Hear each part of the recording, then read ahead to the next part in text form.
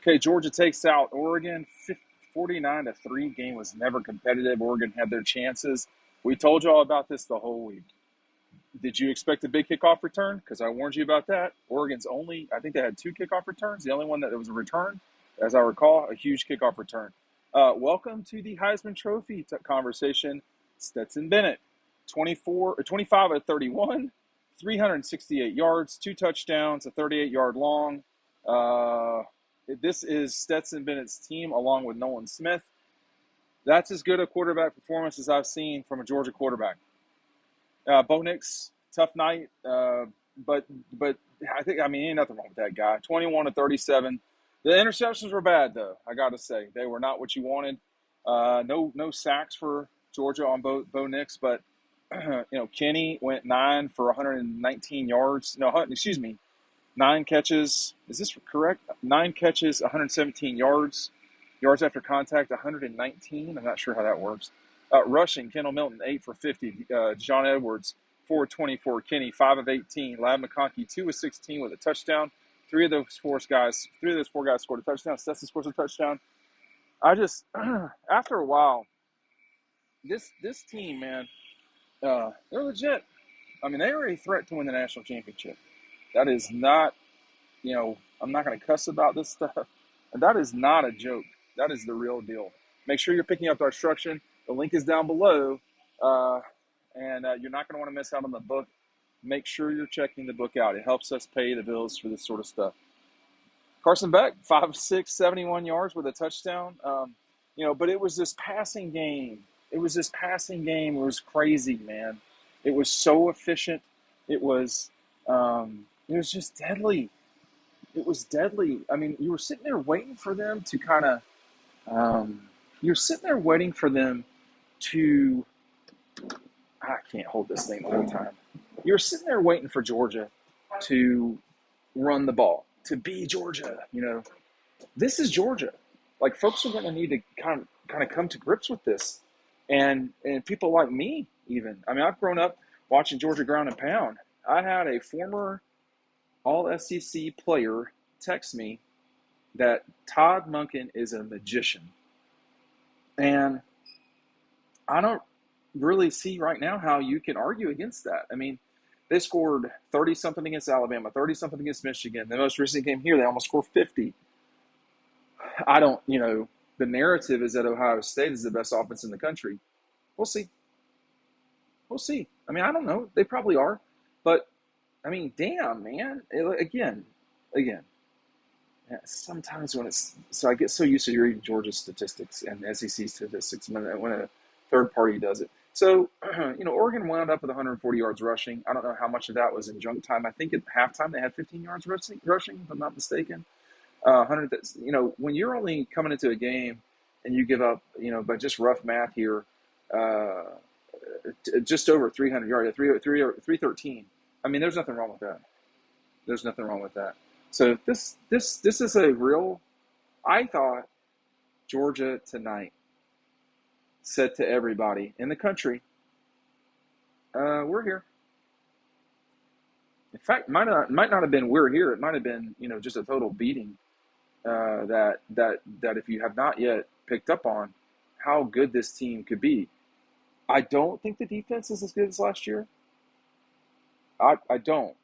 And when you're on the field, it's hard to really.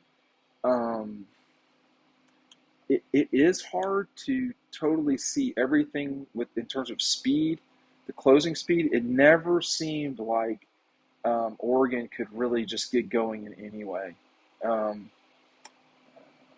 It just was, I felt like once Georgia got up 14-0, the game was over. Oregon had a little splash just before the half, or maybe in the second quarter, or whatever it was. I'm kind of looking for the notes here. I guess I deleted them, but Georgia average this is the crazy number here. The average per play, 9.2 yards. 9.2 yards. There were 7 penalties. One of the penalties set up an Oregon score. But again, we talked about this a lot. with Oregon. Everything we told y'all about them, as it turns out, they were very similar to a season ago. They just had Bo Nix on their team, and he is, can be trouble. Did Oregon permit a long kickoff return? They did. Only one return for Georgia, 36-yard return, not acceptable.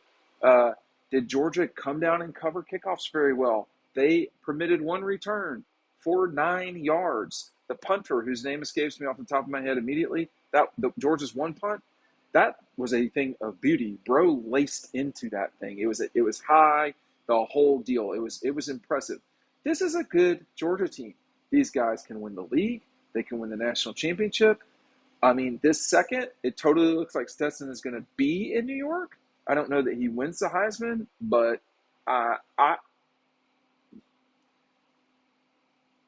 some of those defensive pocket moves, particularly the one where he scored a touchdown, throwing it to whoever, that was exceptional. I would say something right now. Look, when you're on the field and you're looking through, today I was using a 400 millimeter. So that's not a super long lens.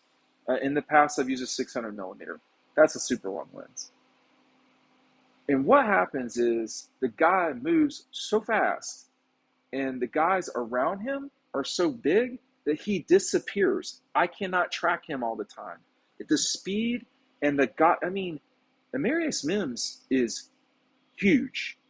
And to get around him, he basically is just popping bro who is over in front of him. And the guy cannot get around him. Because even if he sidesteps, he's in good shape. Those arms, they're weapons. And you saw McClendon getting time off. I mean, this win was as thorough a beating as I've seen Georgia put on a top 15 team in a while. I mean, they beat Michigan pretty good. I think we all need to get to the realization that this team can win the national championship, that they definitely look certainly in the same ballpark as Alabama and Ohio State, if not better. If not better. I mean, I did not expect them to win this lopsided. I thought they would win. I thought they would beat them pretty good. But what we saw tonight was a thorough thrashing of the Ducks. I mean, that was nasty. Malachi Starks was the best defensive player. The guy had a pick. He had 8 tackles.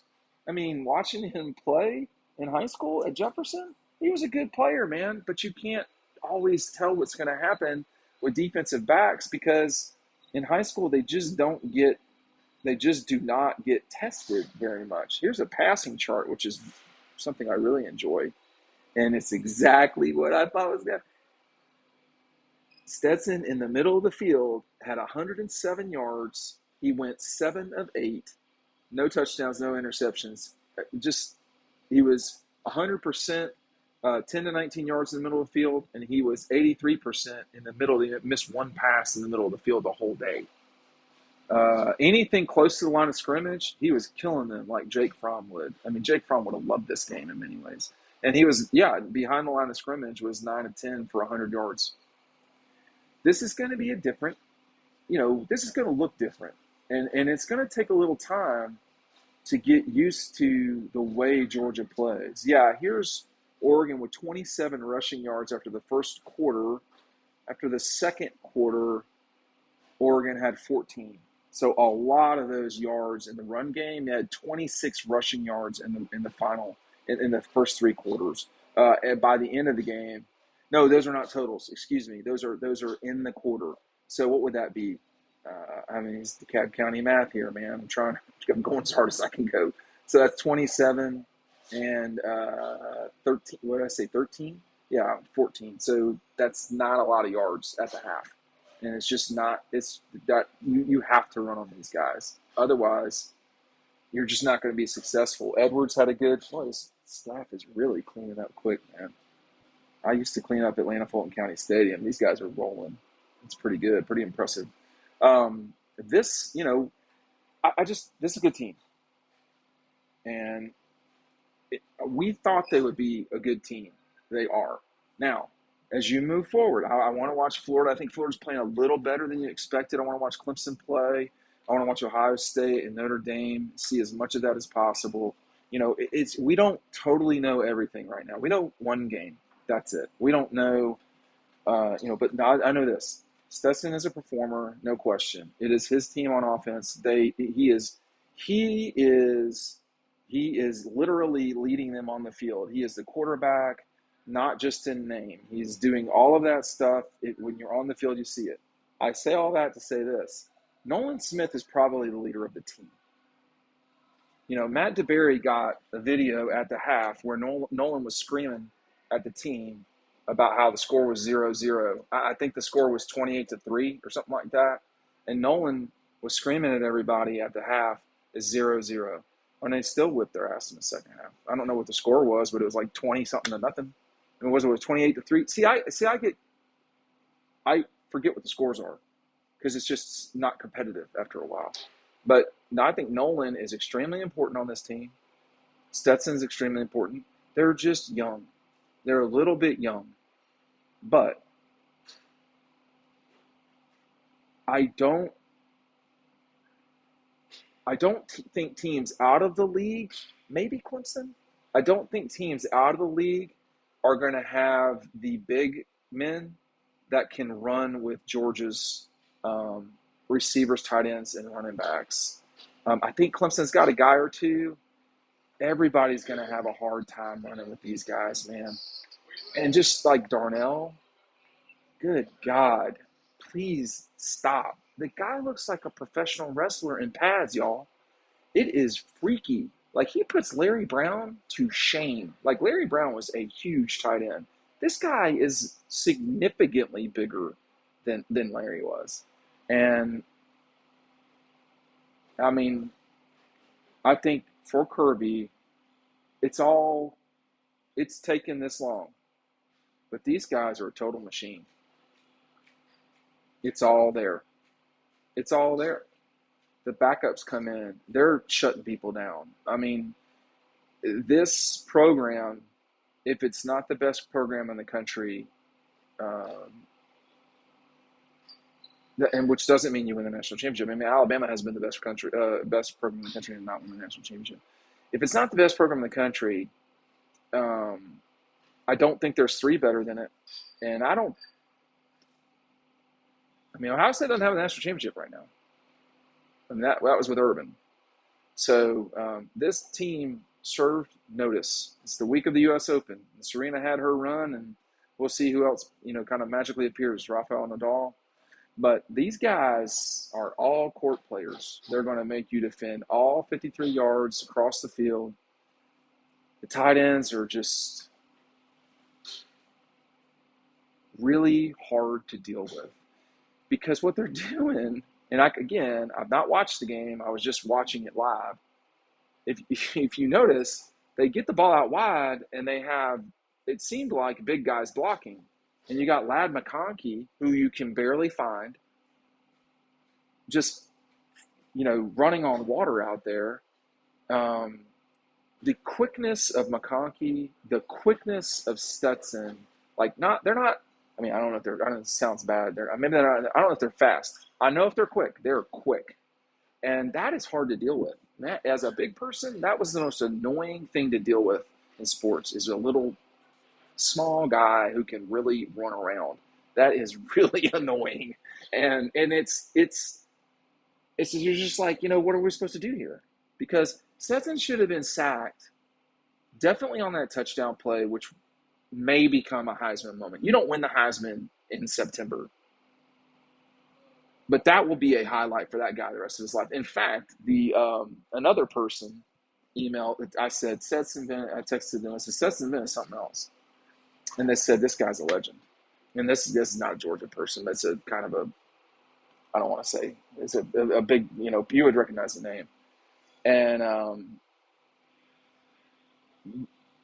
the thing to watch out for here as you move forward, A, injuries. B, complacency. But I gotta say, there's been a lot of champagne sipping and a lot of cigar smoking. That did not look like a group that was very complacent. The fans, Ohio State's got really good fans. LSU's got really good fans. I mean, I think Alabama has good fans. Georgia fans are just, and I don't say it because that's who, purchases stuff from us or watches or whatever. They have disposable income. They're ready to spend it. They love the Dogs. These people are everywhere all the time. It's crazy. I think that Georgia in this last 5, 10 years has expanded the brand beyond just the traditional base of Georgia people. So I think we are only now seeing the power that this program can be. Mike White, this is what you can build. They will if you build it, they will come. I can assure you of that. They will be there, but you got to build it. And it took Kirby 6 years, 5.5, whatever. But these guys now are totally